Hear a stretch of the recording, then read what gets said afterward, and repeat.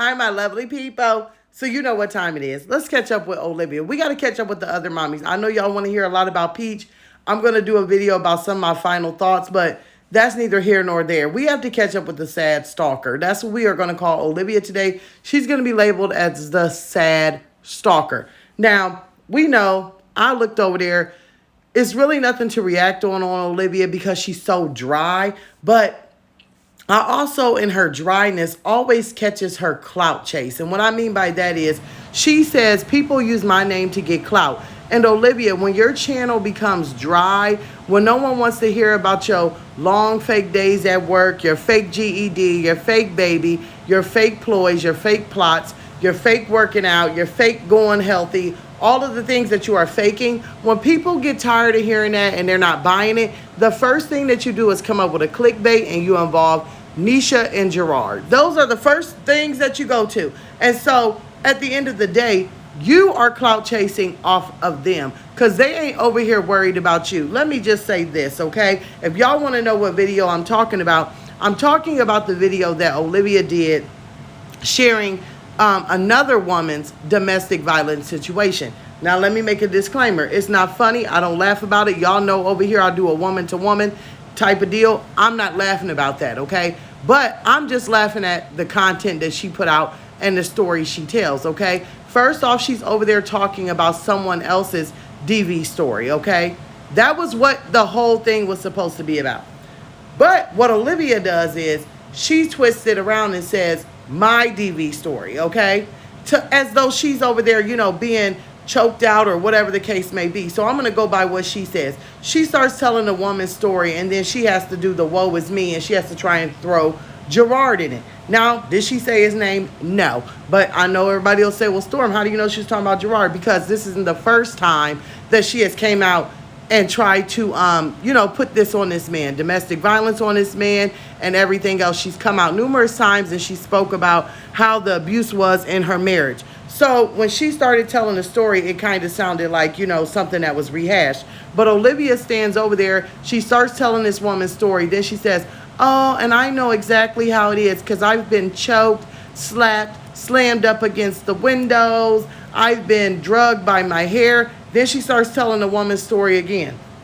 Then she comes back in. Domestic violence is not cool. And you know how she does her fake cry. You guys don't understand. I've been there.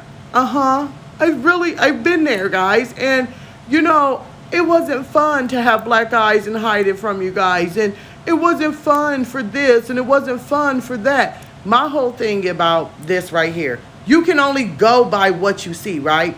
I'm not going to lie, y'all. Let me just say this. Men can be totally different behind closed doors. But with this one, I just don't believe it. And y'all going to say, well, why don't you believe it? It's because of Olivia? No, I don't believe Olivia's DV story because it changes every time. She has got on here and said to us before that they have gotten into heated arguments and he has pushed her. And that's when, Nisha came in the picture and he left and cheated, as Olivia says, allegedly on her with Nisha. Then she came out saying that he had pushed her. When he came back, she was saying it never happened. Now she's just dragging this whole long story out. So at the end of the day, I'm going to say two things that make me say and call BS, okay? Number one, there's nothing that's documented.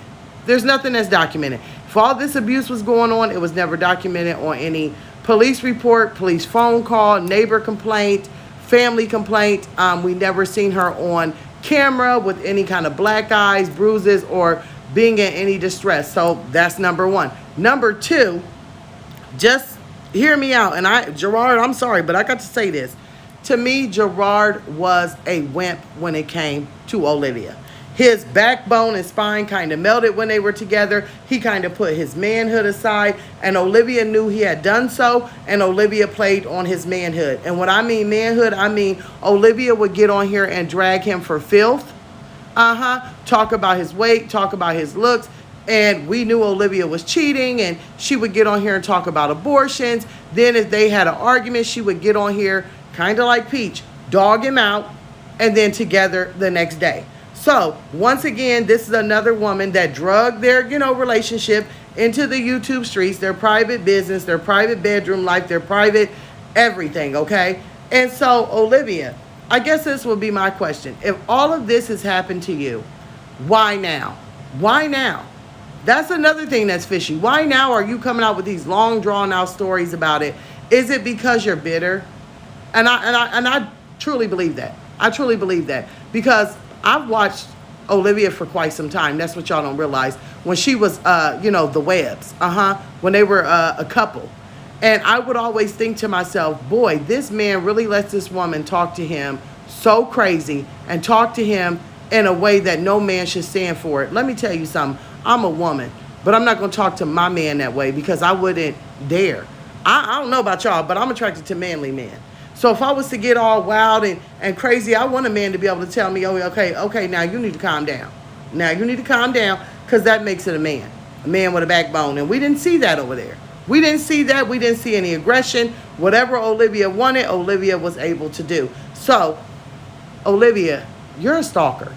I'm sorry. I'm going to call it. You're a sad stalker. You're a bitter baby mama. You have no content. I mean, guys, I'm going to keep it all the way real. At this point in time, Olivia, you have no children, but you're in a mommy sector. I mean, right there, to me, that boils it up. You're in a mommy sector, but you have no children to film. When your children do come, you are so busy out here trying to party and live up your best life because it was your birthday. It was your birthday, okay? Y'all, after a certain age, what is a birthday? Let's just keep it real. I'm going to be 37 this year, believe it or not. And do you think I care about a birthday? No, I'm not.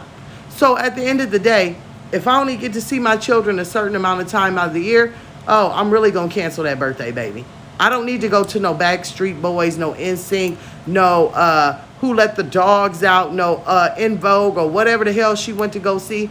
At this point, it's like, I truly believe she's getting really, really bitter by the days. Y'all, if y'all don't follow Gerard or Nisha on Instagram, they have been showing the kids.